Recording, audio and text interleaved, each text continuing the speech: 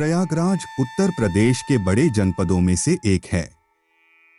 यह गंगा, यमुना तथा गुप्त सरस्वती नदियों के संगम पर स्थित है।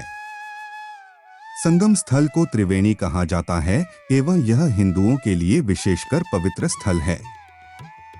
प्रयाग वर्तमान में प्रयागराज में आर्यों की प्रारंभिक बस्तियां स्थापित हुई थी। आप कितनी बार भी यहाँ पर आए, लेकिन यहीं पर रहने की अभिलाषा का जन्म बार बार होता है। यहाँ दूर दूर तक प्रकृति के साथ उसकी विराटता, गंगा और यमुना नदी के जल का तीव्र प्रवाह, यह पौराणिक प्रयागराज की आध्यात्मिक भूमि का केंद्र संगम। हर तरफ दूर दूर तक बिखरी हुई रेत, घर परिवार और समाज के बंधनों का त्याग करके पूरी तरह से एकाकी जीवन यापन कर रहे लोग। ऐसे वातावरण में जो सुख और शांति अनुभव करते हैं, सावन के महीने में भगवान शिव को जलाभिषेक कराने की कठिन यात्रा। इस लंबी यात्रा की शुरुआत होती है गंगा में स्नान करके भगवा वस्त्र पहन एक सुंदर सा कांवर अपने कंधे पर सजाकर प्लास्टिक के डिब्बों में गंगा नदी का जल संग्रहित कर नंगे पांव उस संकल्प मंदिर तक पहुंचने में, जहां इस जल से महाकाल के अनादि शिवलिंग का अभिषेक होगा। अनेक प्रयागवासी रेलगाड़ियों के माध्यम से गंगा का जल लेकर वाराणसी में काशी विश्वनाथ तक जाते हैं। प्रयागस्य प्रवेशाद्वै पापं नश्यति तत्क्षणात्। प्रयाग में प्रवेश मात्र से ही समस्त पाप कर्म का नाश हो जाता है। प्रयागराज अपने गौरवशाली अतीत एवं वर्तमान के साथ भारत के ऐतिहासिक एवं पौराणिक नगरों में से एक है। यह हिंदू, मुस्लिम, सिख, जैन एवं ईसाई समुदायों की मिश्रित संस्कृति का शहर है।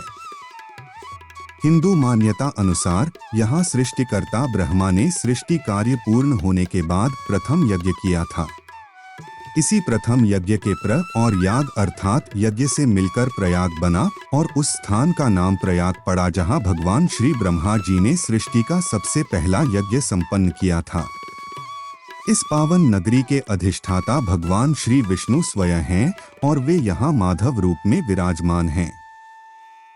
भगवान के यहाँ 12 स्वरूप विद्यमान हैं, जिन्हें द्वादश माधव कहा जाता है। सबसे बड़े हिंदू सम्मेलन महाकुंभ की 4 स्थलियों में से एक है। शेष 3 हरिद्वार, उज्जैन एवं नासिक हैं। हिंदू धर्म ग्रंथों में वर्णित प्रयाग स्थल पवित्रतम नदी गंगा और यमुना के संगम पर स्थित है। यहीं सरस्वती नदी गुप्त रूप से संगम में मिलती है। अतः ये त्रिवेणी संगम कहलाता है, जहां प्रत्येक 12 वर्ष में कुंभ मेला लगता है। प्रयाग सोम, वरुण तथा प्रजापति की जन्मस्थली है। प्रयाग का वर्णन वैदिक तथा बौद्ध शास्त्रों के पौराणिक पात्रों के संदर्भ में भी रहा है। यह महान ऋषि भारद्वाज, ऋषि दुर्वासा तथा ऋषि पन्ना की ज्ञानस्थली थी।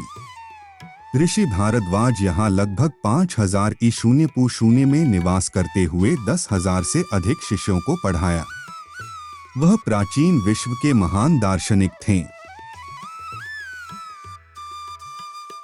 प्रयागराज में संगम के निकट स्थित इस किले को मुगल सम्राट अकबर ने 1575 में बनवाया था। वर्तमान में इस किले का कुछ ही भाग पर्यटकों के लिए खुला रहता है। बाकी हिस्से का प्रयोग भारतीय सेना करती है। इस किले में 3 बड़ी गैलरी हैं, जहां पर ऊंची मीनारें हैं। सैलानियों को अशोक स्तंभ, सरस्वती कूप और जोधाबाई महल देखने की इजाजत है।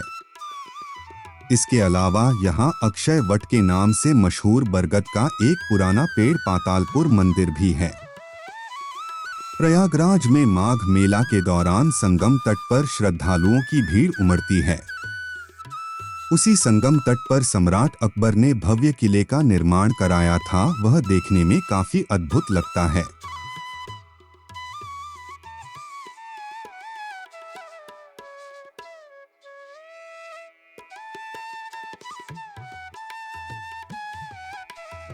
हनुमान मंदिर संगम एवं किला के निकट प्रयागराज में गंगा यमुना के तट के निकट बड़े हनुमान जी के मंदिर के नाम से ख्याति रखता है। संगम नगरी में इन्हें बड़े हनुमान जी किले वाले हनुमान जी, लेटे हनुमान जी और बांध वाले हनुमान जी के नाम से जाना जाता है।